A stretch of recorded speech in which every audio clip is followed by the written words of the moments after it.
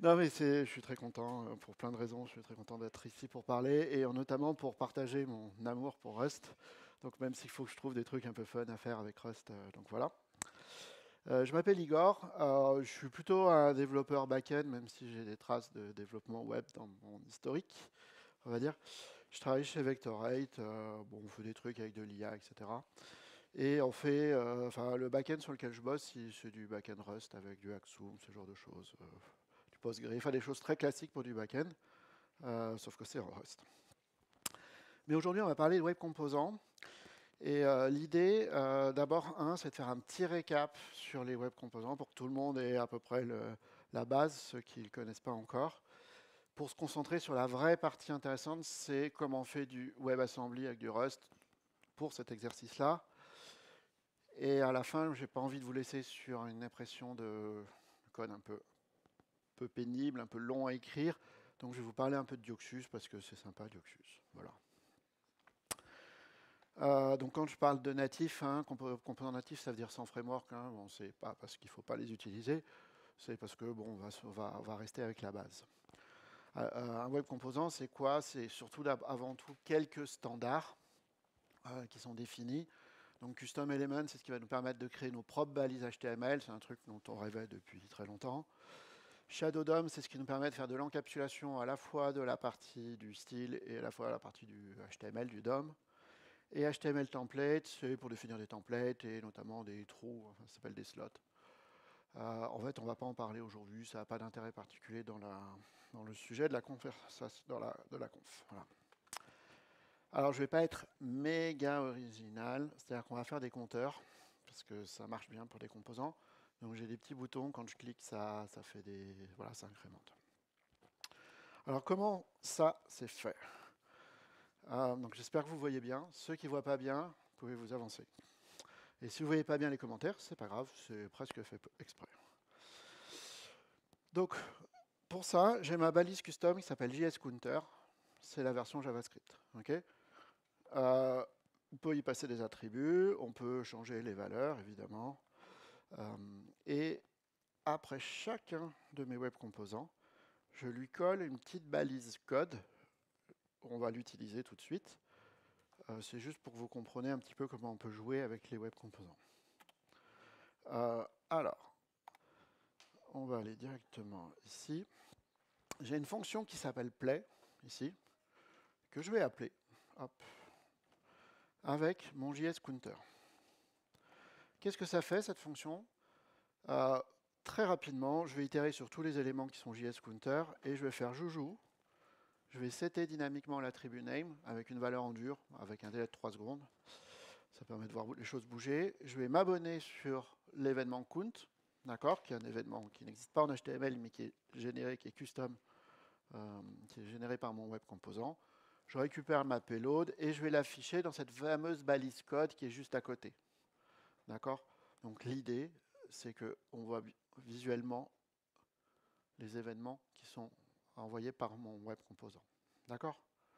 C'est juste pour que ce soit visible et on va utiliser la même chose sur tous les web composants. Alors comment ça marche? En JavaScript. Bon, en fait c'est du TypeScript. C'est à peu près aussi mauvais que JavaScript. Euh, Désolé si je troll, mais on fait des trucs très sympas en JavaScript, mais j'en ai trop fait dans ma vie pour en parler sans émotion, on va dire. Donc, count event, c'est juste le type, parce que j'aime bien faire des types, pour dire ça, c'est ma payload de mon count event. Le cœur de mon web composant, c'est counter elements, et il va falloir hériter de HTML element. Je simplifie, il y a plein de petits trucs un petit peu qu'on pourrait donner comme info, mais c'est pas très grave. C'est l'important, c'est on va devoir faire cet héritage-là. Je vais garder un certain nombre de choses, un état interne dans ce web composant. Première chose, c'est la racine de mon code HTML, on va dire, qui va être masqué avec le shadow DOM. Donc voilà. J'ai un état interne, bon là c'est le truc minimal, un nombre. Et j'ai deux éléments, c'est les parties dynamiques, c'est les HTML elements, c'est les parties dynamiques de mon web composant. D'accord? Dans mon constructeur, je construis mon route, mon shadow en fait. Et ce qui va se passer, c'est que le navigateur, quand il va voir la balise qui m'intéresse, va communiquer avec mon web composant au travers de fonctions de callback. Donc, collected callback, c'est j'ai vu la balise. Disconnected callback, c'est la balise a disparu, etc. Donc, là, je vous ai fait du templating en mode bûcheron. Normalement, il ne faut pas faire comme ça, mais là, c'est un exemple, c'est pas grave, ça marche très bien.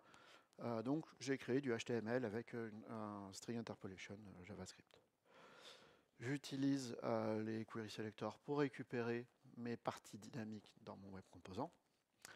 Et je vais m'abonner sur le clic du bouton. Et à chaque fois que je clique sur le bouton, qu'est-ce que je fais? Je modifie mon état interne, enfin je calcule mon nouvel état, je modifie mon état interne, et je vais répercuter cette modification évidemment à l'intérieur de mon web composant. Donc ici, j'incrémente le texte de mon bouton.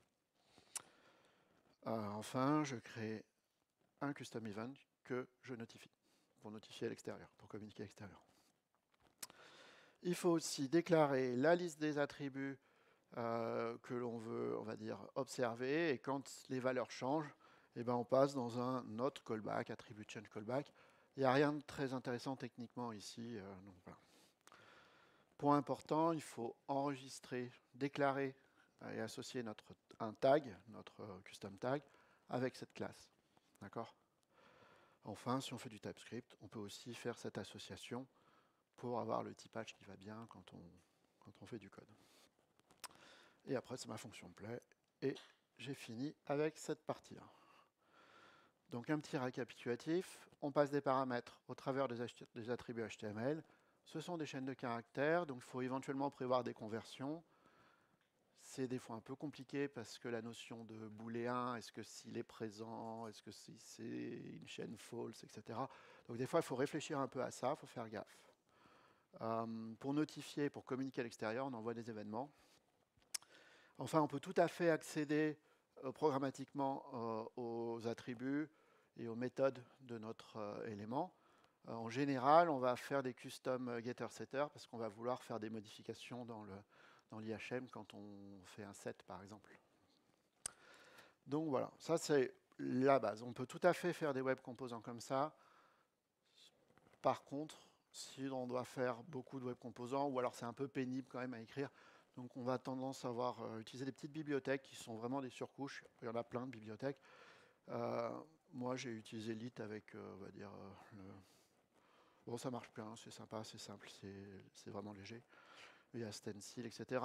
Ces bibliothèques, qu'est-ce qu'elles vont faire en général? Et donc, elles vont ajouter un système de templating ou de JSX ou voilà, ce genre de choses. Et il va y avoir souvent un modèle réactif pour savoir quelle partie on rafraîchit de notre composant. Alors les web composants, c'est bien. On est très content d'avoir de l'isolation, c'est un des usages importants. Mais ça entraîne des problèmes. Deux choses. La personnalisation du style. Donc quand de l'extérieur, on veut changer les choses visuellement à l'intérieur du web composant, il y a l'isolation, ça nous bloque. Donc pour ça, on peut utiliser les CSS variables ou un pseudo-élément. Donc ça, c'est spécifié depuis un peu plus récent, qui s'appelle 2.2.part, qui permet de faire du customisation comme ça. Et autre problème, si par exemple on veut faire un custom select, okay, et que notre formulaire est à l'extérieur de notre web composant, pour communiquer, ça va être compliqué. Alors là aussi, il y a des spécifications qui améliorent ça, ça s'appelle Element Internal. En fait, vous avez les liens normalement sur les slides. Donc la partie Rust. Alors, qui dit Rust dans le navigateur dit WebAssembly. D'abord, le WebAssembly ou WASM, c'est quoi? C'est principalement, on va dire, un format de fichier. Il y a aussi quelques API associés à ça, mais c'est surtout un format de fichier. Le format, c'est binaire, c'est facile à parser et à compiler par rapport à du JavaScript. D'accord? Ça veut dire qu'un byte de WebAssembly, c'est plus facile à traiter pour un navigateur qu'un byte de JavaScript. D'accord? Voilà. Il faudra, par contre, pour le download, c'est la même chose. L'idée, c'est d'avoir des performances proches du natif. Donc votre JavaScript, il est compilé, mais c'est plus dur de le compiler en un truc super performant, super efficace que du WebAssembly. C'est important de savoir qu'on peut l'utiliser en dehors du web.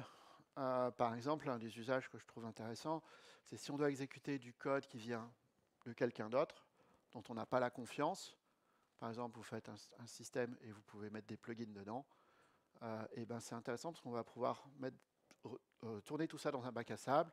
On peut aussi importer, exporter des fonctions, donc c'est assez intéressant pour ce genre d'utilisation. Voilà. Je pense qu'il y a des éditeurs qui utilisent du WebAssembly comme plugin aujourd'hui. Je crois Z, à vérifier.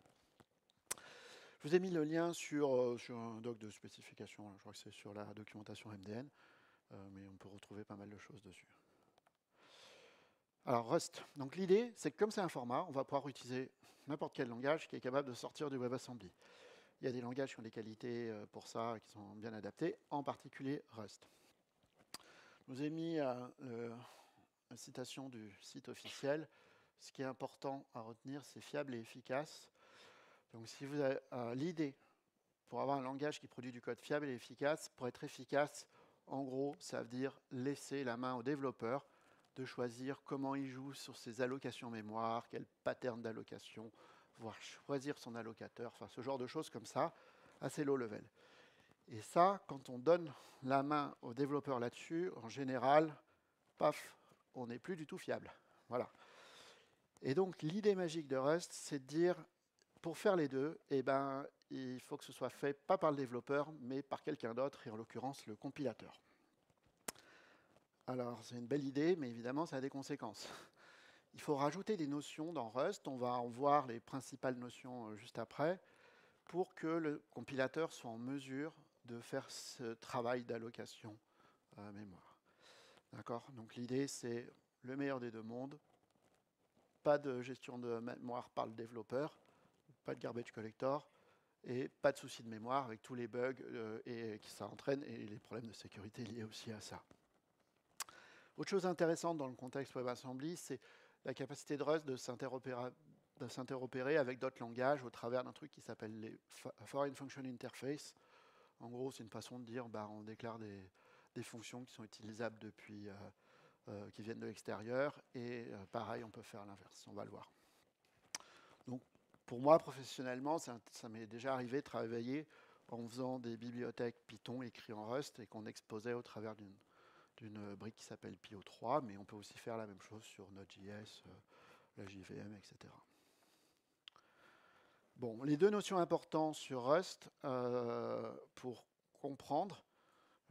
J'ai envie de dire, une fois qu'on a compris ça, on a compris 80%, 90% de Rust. Le reste, c'est de la syntaxe et un peu de pratique. J'exagère un peu, mais ownership et borrowing, c'est vraiment le truc clé.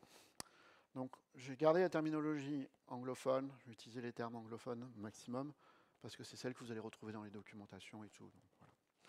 Donc ownership ou propriété, c'est chaque valeur a un seul propriétaire.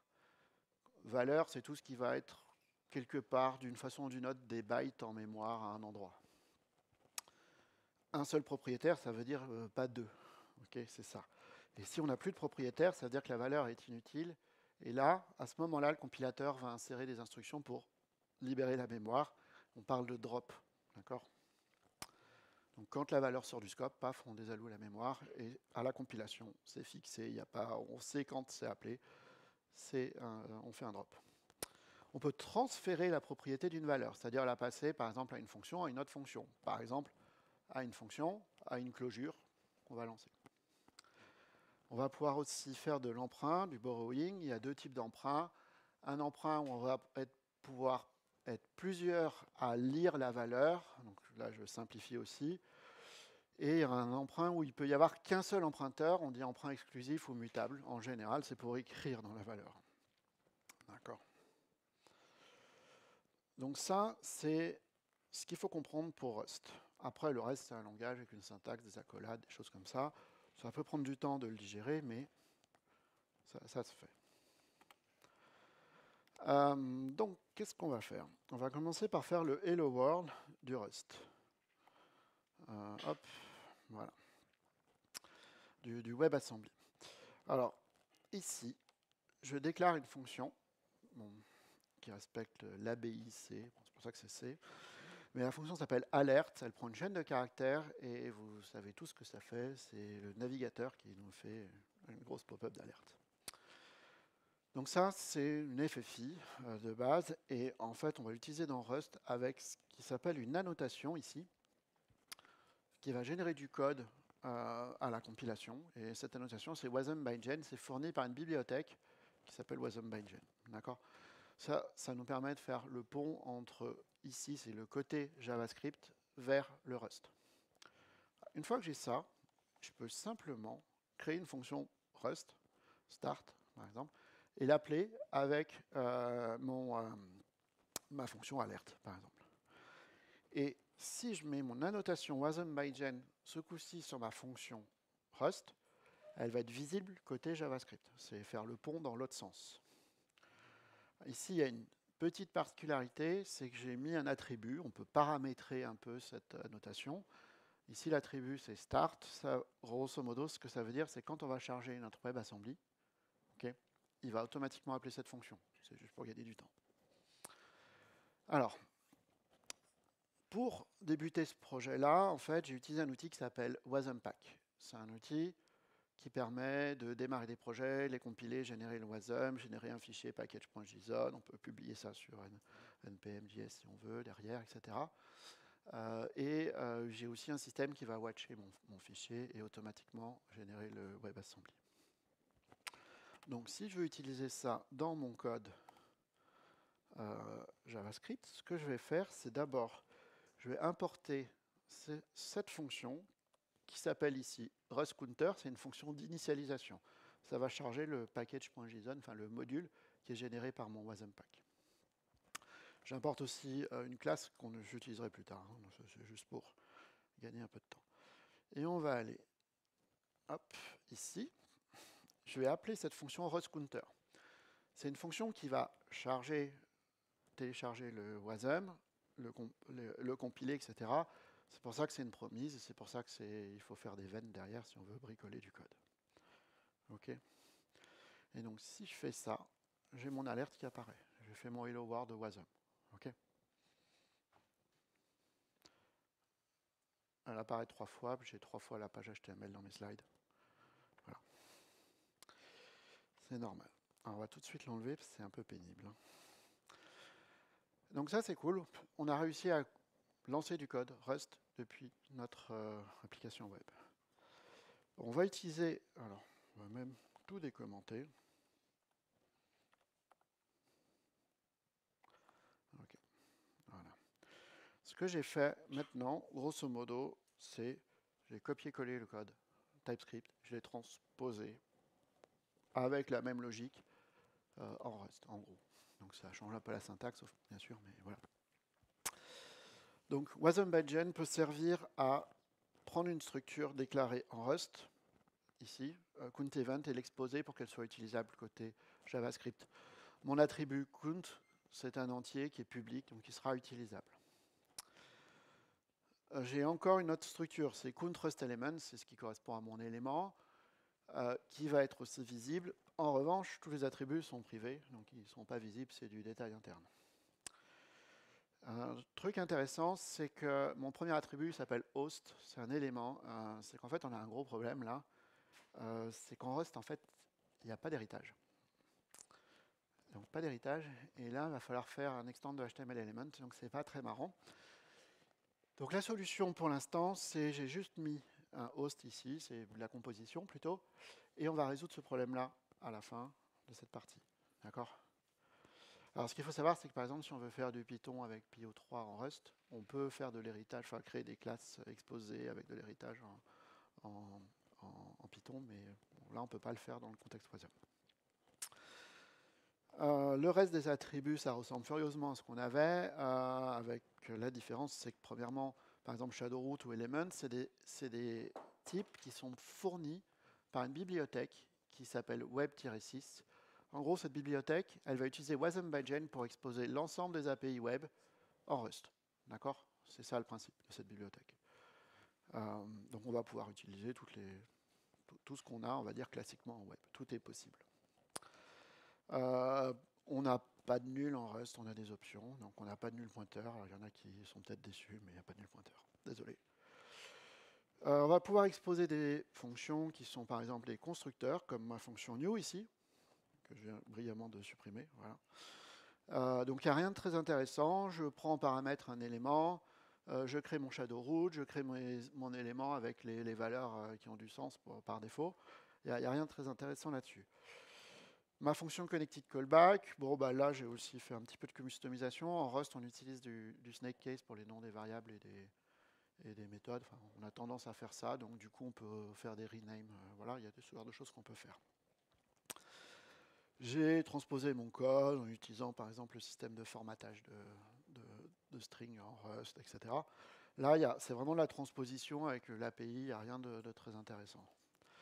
Il y a des choses intéressantes sur l'event listener. Donc on va, pour l'instant, vous voyez, j'ai un gros truc. Alors ça, c'est mon éditeur qui a un affichage des erreurs et des warnings qui est, on va dire, pas toujours très agréable, mais c'est pas très important.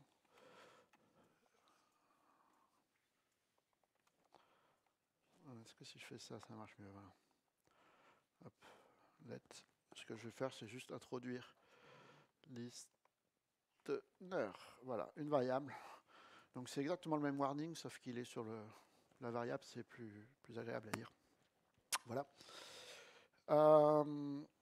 Donc j'ai mon listener qu'il va falloir faire et travailler. Donc là, ça va être un peu challenge. Voilà. J'ai mis le disconnected callback, j'ai mis l'attribute change callback, il n'y a rien d'intéressant sur ces parties-là. D'accord? Avant d'aller sur ce listener, ce qu'on va faire, c'est qu'on va tricher, on va jouer un petit peu avec notre code pour émuler le mode, le web component. D'accord? Donc comment on fait ça? Déjà, on va aller dans l'index.html. On va exposer toute cette partie-là. Alors, ce qu'on va faire, c'est qu'on va utiliser cette balise div avec la classe playground. Et en gros, on va prendre ce div-là, on va créer notre élément avec ce host, en gros, et on va appeler la méthode connected callback. D'accord? Donc, comment on fait ça? Hop, on va faire un point .vn.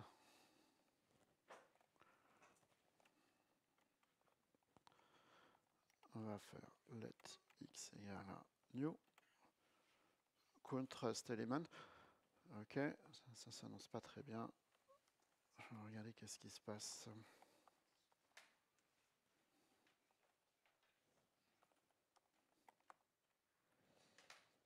Pourquoi j'ai une erreur? Ah non, ça c'est bon. Voilà. Donc, new contrast element. Je vais lui passer mon host. Alors, mon host, c'est mon playground, d'accord? Voilà. Et là, on va appeler normalement sur X la méthode connected callback. Et ce qui s'est passé, c'est qu'ici, j'ai un pseudo web composant. J'ai pas de name parce que j'ai pas d'attribut name sur mon playground. Et j'ai un bouton avec 0 initialisé. Donc, j'ai déjà fait pas mal de boulot là. Je suis content et on va adresser le problème un peu marrant qui est comment on fait l'event listener. Alors, concrètement, on peut utiliser Add Event Listener qui est fourni par Web6, il n'y a pas de souci. J'ai fait le choix d'utiliser une autre bibliothèque qui est une surcouche à Web6 sur quelques API pour fournir une API un peu plus idiomatique Rust. La bibliothèque s'appelle Glue et notamment elle fournit cet Event Listener que je trouve très intéressant, donc on va se concentrer dessus. Voilà. Alors, ce qu'on va faire, donc grosso modo, un event listener, c'est un élément, le nom de l'event et une fonction, une closure ici, avec les pipes là. Voilà. Qu'est-ce qu'on fait ici? Eh bien, je vais faire un alerte, un alerte, autant s'en servir, et on va vérifier que ça fonctionne. Se mettre en confiance. Bon, j'ai l'alerte qui malheureusement ne marche pas. Alors, c'est tout à fait normal. Et là, pour l'instant, on a laissé un peu de côté ce warning. Il nous dit, ouais, tu n'utilises pas la variable listener. Je vais vous expliquer pourquoi ça ne marche pas. Alors, cet event listener, si on regarde la documentation, il y a marqué, c'est un type qui s'appelle RAII type. D'accord? Ça, c'est un acronyme qui n'est pas très agréable à l'oreille. Ça veut dire Resource Acquisition, Easy Initialization. En gros, c'est un pattern qu'on va pouvoir utiliser où l'idée, c'est d'implémenter le trait qui s'appelle drop, ou le trait ou interface, hein, pour ceux qui voient parce que c'est un trait. Et on va pouvoir brancher du comportement sur le drop.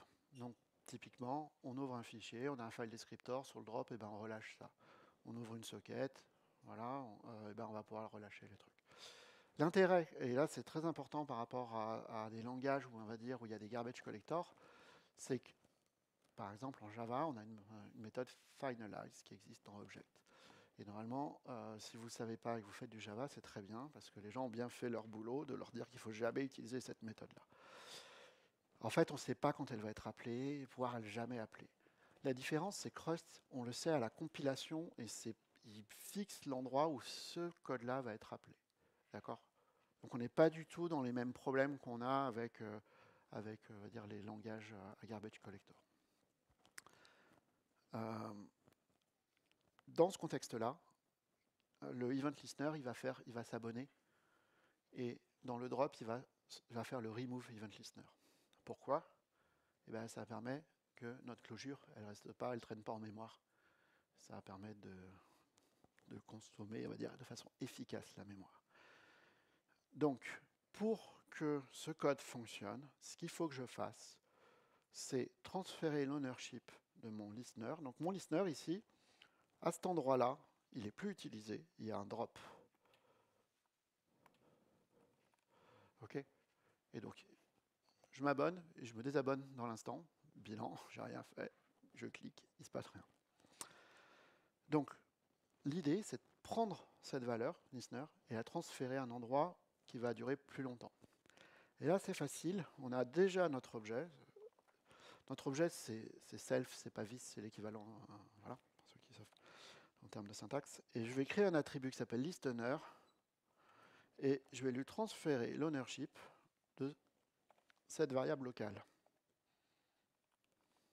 OK ?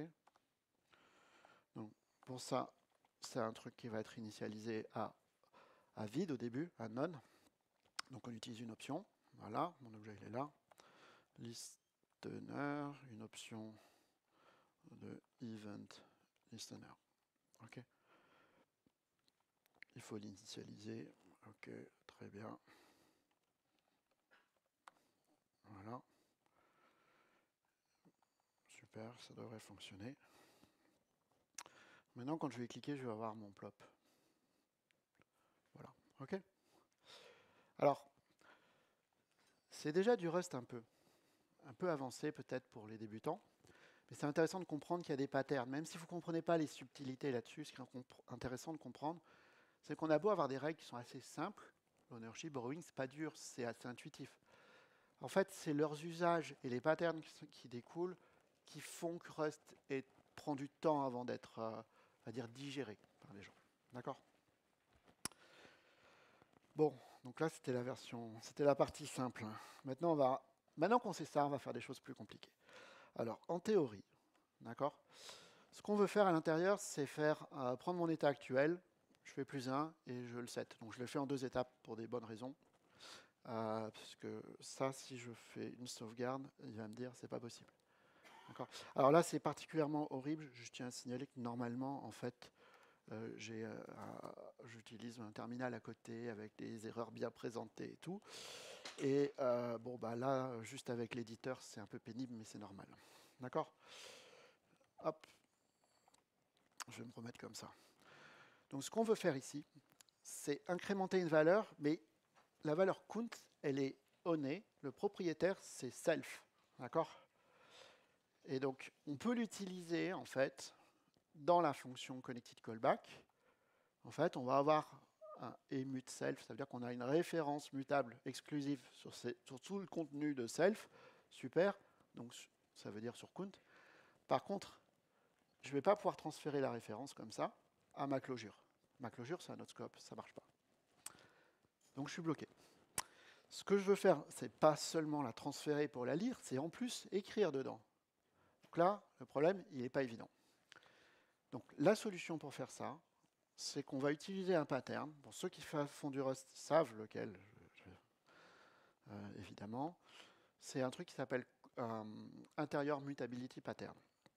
L'idée, c'est au travers d'un typage. Donc on va créer en fait un référence count, donc c'est un RC. Chaque fois, donc c'est un wrapper sur mon type, chaque fois que je vais cloner ce count, en fait, il va créer une nouvelle valeur qui va avoir le même pointeur sur la valeur et il va incrémenter un compteur. Quand on va dropper cette valeur-là, il va décrémenter. Quand on va arriver à 0, on n'utilise plus la valeur, on peut désallouer la mémoire. C'est le principe de ce référence counter. Ça va nous permettre de créer un clone et le transférer. En fait, c'est plus compliqué que ça parce qu'on veut aussi le modifier, donc on va encore le wrapper dans un truc qui s'appelle une cellule. Voilà. Donc ça, c'est sur l'intérieur mutability pattern. Ce qui va être difficile quand on est débutant, c'est détecter ces cas d'usage. Et c'est cette solution-là qui va nous permettre de résoudre notre problème. Voilà.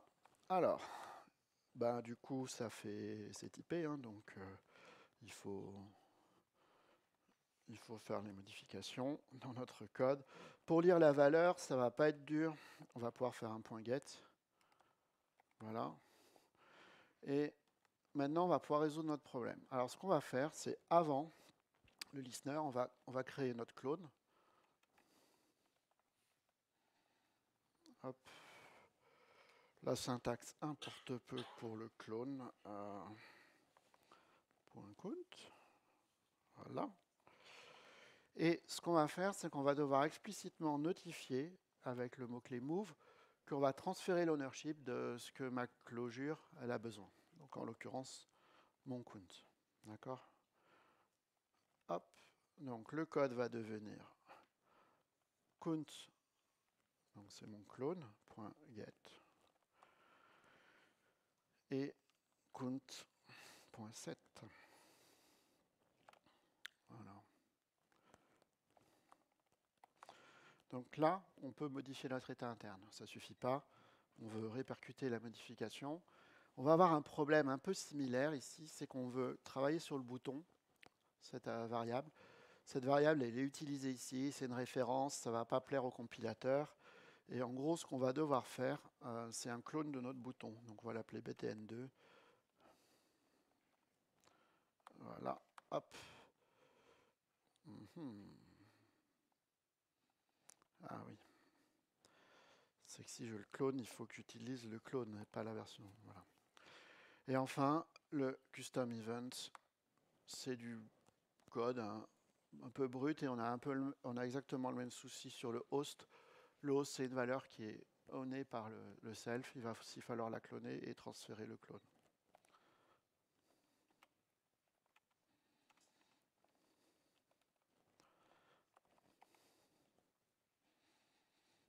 Et donc, normalement, on incrémente notre bouton. Ce qu'il faut comprendre, c'est que j'ai une erreur de compilation. On va corriger. Oh là, self. Voilà. Ce qu'il faut comprendre, c'est que là, je me suis volontairement mis dans une situation où ce n'était pas très simple.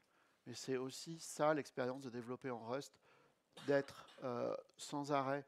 C'est un ping-pong avec le compilateur. D'accord? C'est notre pote de pair programming. Et il nous empêche de faire beaucoup d'erreurs. Donc, c'est pour ça que les développeurs Rust, ils aiment travailler avec le compilateur Rust. Voilà.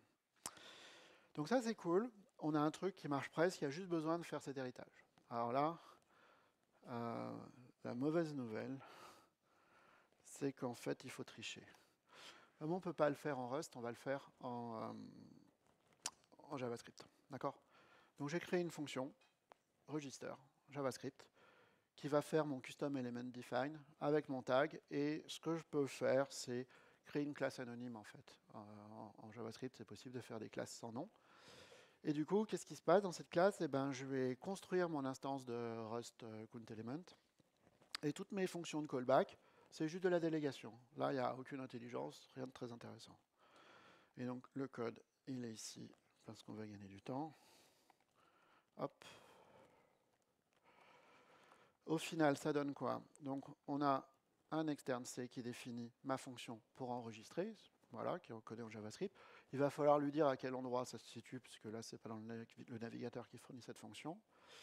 il va falloir appeler cette fonction-là, hop, dans mon start, avec register ici, le nom du tag, le tableau des paramètres que je veux voir, et un builder. Et un builder, c'est tout simplement un singleton qui a une fonction build qui appelle mon constructeur. Là, c'est pareil, il n'y a pas beaucoup d'intelligence, il faut juste penser à faire ça. Et donc, j'ai mes web composants qui fonctionnent, et il y a tout qui marche, ou presque. Bon, ça ne marche pas parfaitement, parce que là, on a un truc. Alors, ceux qui doutaient que c'était du Rust, là, vous pouvez probablement vous rendre compte que ça allait un peu plus. Un truc qui ressemble furieusement à un pointeur. Parce qu'en fait, mon événement, effectivement, il y a un truc public qui s'appelle count, mais en fait, c'est pas un attribut, c'est un custom getter. Et donc, du coup, je vais changer mon implémentation pour utiliser la valeur de l'attribut count plutôt que juste faire un JSON sur la payload en entier. Donc voilà, donc j'ai mon truc qui fonctionne. Donc voilà, c'est un peu challenge. Alors, ce que j'ai oublié de faire et qui est dommage, ce qu'il faut absolument faire, c'est on a du coup transféré l'ownership de mon listener dans mon self, dans mon objet. Et du coup, quand on va se déconnecter, donc il y a une fonction qui s'appelle disconnected callback. Bah, la bonne idée, c'est de retirer cette valeur, parce qu'en fait, on n'en a plus besoin, le web component est parti. Donc on peut faire simplement self.listener.take. Donc take, c'est s'il y avait quelque chose, ça va le supprimer, sinon ça fait rien. Voilà. Et donc là, on a un beau code en Rust qui fait un web component. Donc, ce qui se passe là, c'est qu'on a vu les challenges qu'impliquait Rust, mais on a aussi vu qu'on pouvait faire énormément de choses parce qu'on a toute l'API web sous la main. D'accord ? Je vous ai listé des liens de bibliothèques ou de books ou d'outils qui sont hyper importants. Ce qu'il faut savoir, c'est qu'on peut faire du WebSocket, on peut faire plein de choses, on peut tout faire comme ça. Donc on n'a pas vraiment de limitation. D'accord ? On va passer avec Dioxus. Bon, vous avez vu, c'est quand même un peu lourdingue à faire. C'est cool de faire ça, mais bon, on en veut plus, quoi. Donc Dioxus, c'est une bibliothèque UI qui est full stack. Ça veut dire qu'on peut faire des serveurs fonctions, des choses un peu comme Next avec du code serveur. Qui est cross-platform, ça veut dire qu'on peut tourner sur des mobiles ou sur du desktop. On n'est pas obligé de tourner dans du web. C'est super rapide, complètement typé. Ça veut dire que c'est du Rust, en gros. C'est orienté web dans le sens où le desktop, ça va utiliser une WebView. C'est celle de Tori pour ceux qui connaissent Tori. Sur les plateformes mobiles, c'est aussi des WebView, d'accord. Ce qui est très intéressant, c'est que c'est quand même bien conçu parce qu'en fait, on peut brancher des moteurs de rendu alternatifs. Donc, il y a du terminal UI, il y a du natif web browser, mais natif sans WebView, on va dire. On peut faire du Skia, pour ceux qui connaissent Skia. Google Chrome, c'est écrit avec du Skia, je crois. Donc oui, on peut faire quand même des choses sympas. On n'a pas le même degré de maturité sur ces moteurs de rendu alternatifs, mais ça ouvre des portes très intéressantes et ça veut dire que conceptuellement, c'est déjà bien découpé leur truc. C'est fortement inspiré par React, on aime ou pas, hein, voilà. Il y a un système de signaux, il y a du Virtual DOM. C'est développé, donc c'est open source, Apache 2 et le Mighty, je crois. C'est une compagnie, une boîte qui s'appelle Dioxus Lab, qui est financée par Y Combinator, donc c'est un tout petit truc. Hein, et voilà, mais ça veut surtout dire qu'il y a des gens qui bossent full-time dessus, qui peuvent répondre à leur Discord, etc. N'hésitez pas à les tester. Je dirais que son concurrent principal s'appelle Leptos, n'hésitez pas à le tester aussi, voilà, c'est cool, qu'il y ait de la concurrence là-dessus. Alors, comment on va faire on va faire très vite, j'ai plus beaucoup de temps. Donc, on va faire ça. Donc, en fait, Dioxus, à la base, fait des applications, single page applications, typiquement. On va se brancher, comme du React, on va se brancher sur un élément, et hop, ça remplace le code, et ça fait tout. Donc du coup, j'ai un autre navigateur qui démarre Dioxus pour mon application.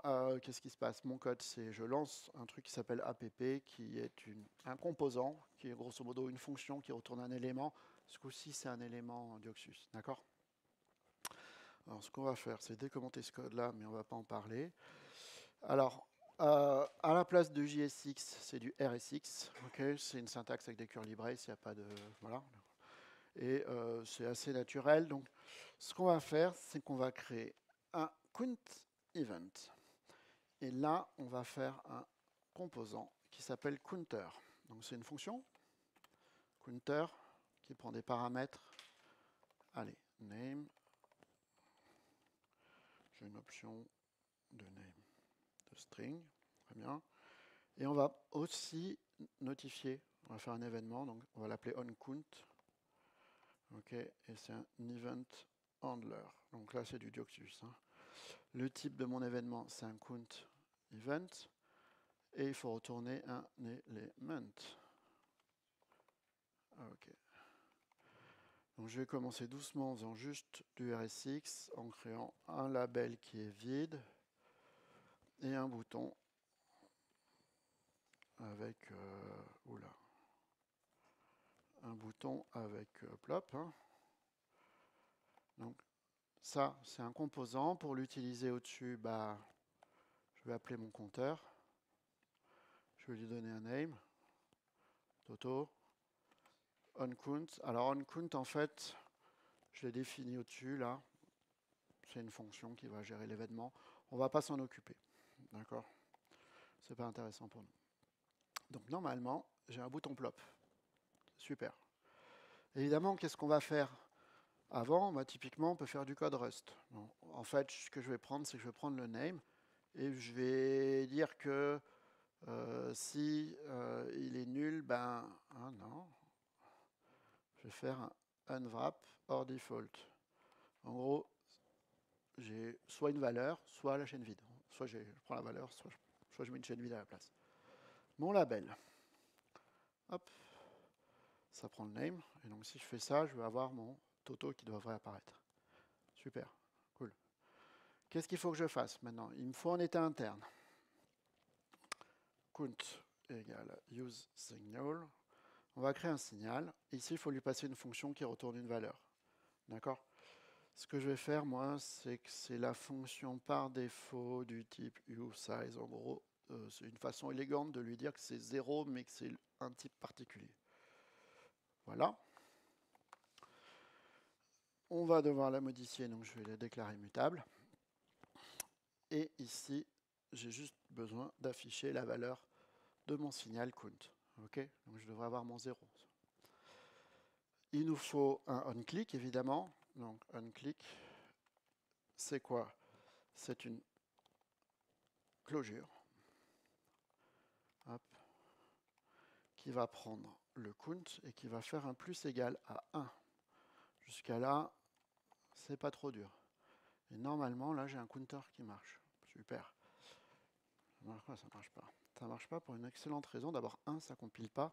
Et deuxièmement, il faut lui passer l'événement, sinon ça marche pas. Voilà. Bon. Dernier point, c'est cool, mais en fait, il faut envoyer l'événement.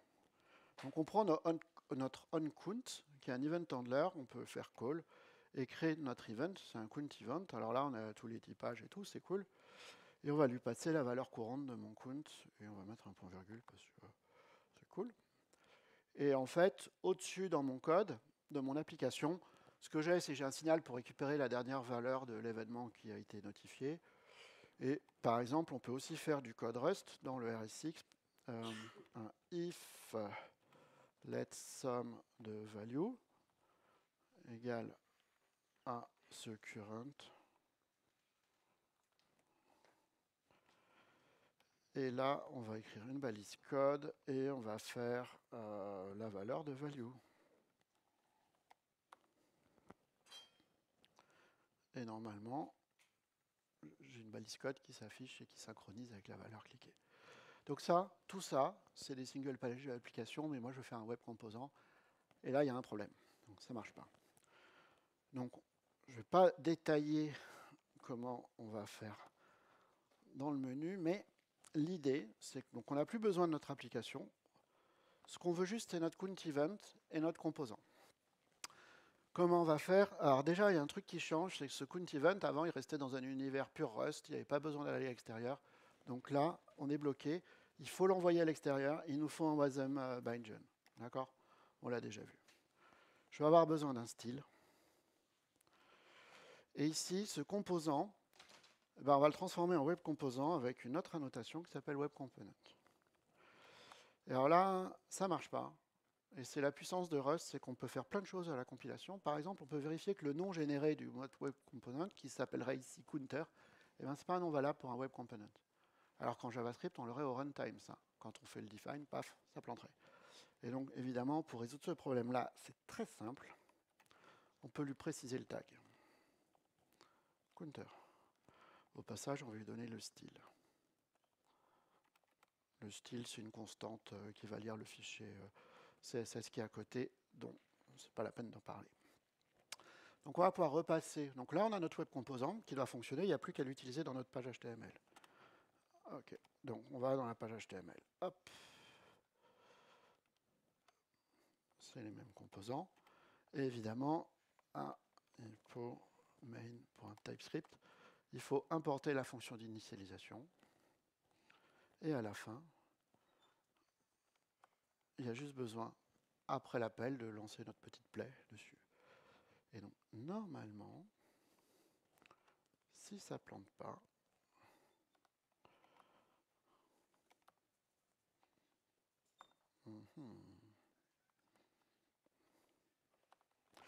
alors ça plante, pourquoi? C'est parce que, évidemment, je vais commenter le code. C'est qu'il faut aussi enregistrer. Et pour ça, la macro génère une fonction qu'il va falloir appeler dans un start. Voilà. Ah, mes beaux web components en Dioxus. Donc, ils marchent comme les autres. OK? Donc, je suis allé vite sur la fin. Mais c'est vraiment pour que vous compreniez que, en fait, on a des bibliothèques qui nous fournissent quand même une meilleure expérience développeur pour faire du développement front que de faire les choses à la main. D'accord? Sous réserve d'apprentissage de la bibliothèque, des notions qu'il y a derrière. Dioxus ne fait pas de web composant par défaut, c'est une bibliothèque qui le fait, ça s'appelle Dioxus Web Components, c'est moi qui ai écrit cette bibliothèque, il y a des limitations. Voilà, par exemple, une des limitations, c'est que la version 0.6 de Dioxus, alors c'est un running gag, parce que ça fait plusieurs mois que je fais la présentation, elle doit incessamment peut sortir. Elle n'est toujours pas sortie, je crois, la dernière fois que j'ai vérifié, mais en gros, il va falloir que je fasse des modifs pour que je sois compatible, mais c'est l'avis des projets, évidemment. Et j'espère que vous avez vu qu'avec cette façon de travailler avec Dioxus, en fait, toutes les problématiques, elles existent encore. Des fois, on l'en voit un petit peu, mais on en a moins besoin de faire ces aspects de Wasm by Gel. Et ça, c'est cool. Conclusion. OK, rapidement. Donc, on peut faire des web composants en Rust, et ce n'était pas aussi simple que ce que j'aurais aimé à la base. La question, c'est est-ce que c'est vraiment utile? Est-ce que ça vaut vraiment le coup? Est-ce que c'est pas juste pour faire le beau dans des confs. Pour info, je l'ai vraiment fait sur un projet, donc c'était pas publié sur le NPM, c'était sur le NPM entreprise, mais ça a été utilisé. Donc ça a vraiment eu un usage. Est-ce que c'est une bonne idée? Eh bien, si on regarde la taille des fichiers générés, alors c'est complètement pas très bon comme valeur, parce que le JS, il contient les bouts de code de Bootstrap du Wasm, mais bon, c'est pas très grave. Ça donne un ordre de grandeur au moins. La version Rust native est super light. Par contre, la version Dioxus et Dioxus Web Component, elle est grosse. En fait, il faut trimballer dans le Wasm plein de bibliothèques, plein de dépendances qui sont utilisées pour faire cette glue-là. Ce qu'il faut comprendre, c'est que ça ne croît pas de façon linéaire. Hein. Les slides sont écrits en Dioxus ici. Ça fait 600 kg, l'ensemble de tous les slides, pour vous donner une idée. Bon, c'est raisonnable ou pas, ça c'est à vous de décider. J'ai vu bien pire en JavaScript. Mais oui, ça peut être un élément qui fait que ce soit limitant. Si je dois faire un bilan, c'est très subjectif, hein, mais si je dois faire un bilan, moi je considère que ce n'est pas une bonne idée de faire du WebAssembly quand vous ne connaissez pas encore Rust. Il vaut mieux commencer par des choses type de la CLI, de ce genre de choses, des petits trucs plus simples, parce qu'en fait, on est confronté à plusieurs problèmes. Déjà, Rust, ça prend du temps à être digéré, et si en plus on rajoute les problématiques d'interopérabilité, c'est dur. Évidemment, il faut aimer ça. Bon, moi, j'ai fait trop de JavaScript dans ma vie. Aujourd'hui, je suis content de faire autre chose et d'avoir ces outils-là à ma disposition. Okay. Le vrai problème pour moi aujourd'hui, c'est que il manque un écosystème. L'écosystème, c'est 2-3 personnes qui font des petites libs dans leur coin. Il n'y a pas de gros projets qui fournissent des composants sur étagère et tout. Donc, si vous n'aimez pas tout redévelopper ou vouloir participer à des projets qui sont embryonnaires ou qui sont peu maintenus, c'est peut-être pas une bonne idée. Après, je considère que je vais plus vite pour faire du prototypage en JavaScript, en TypeScript qu'en Rust. Moi, je considère que la bascule, c'est à peu près 2 semaines de développement. Pour moi, voilà, ça aussi c'est très subjectif. Mais à partir de 2 semaines de développement, je vais aller plus vite en Rust parce qu'en fait, je vais pouvoir faire tellement de refactoring. Mon code, il y aura tellement moins de bugs, de problèmes. Il y a tellement de problèmes en moins avec Rust, avec le compilateur, qu'on y gagne sur le long terme. Moi, je considère que c'est 2 semaines pour moi. Ce sera peut-être beaucoup plus pour d'autres ou beaucoup moins pour d'autres. Ça va dépendre de chacun. Si j'ouvre un peu, il y a quelques années, quand je me suis mis à Rust, j'y croyais pas du tout pour toute la partie UI. En fait, j'y crois de plus en plus et j'y vois de plus en plus un intérêt.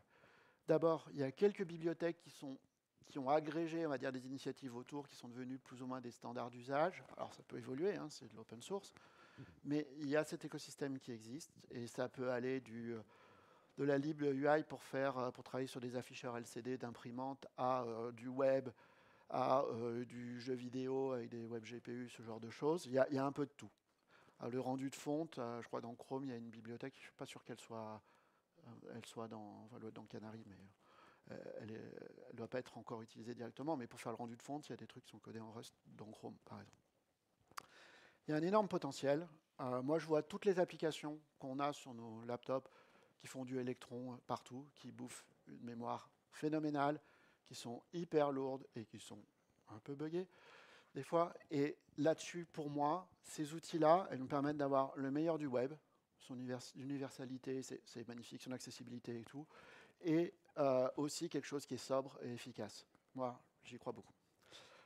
Donc, compte tenu des problèmes, il y a plusieurs possibilités. Soit vous attendez que tout ça se résolve grâce à la communauté, c'est cool, et c'est super.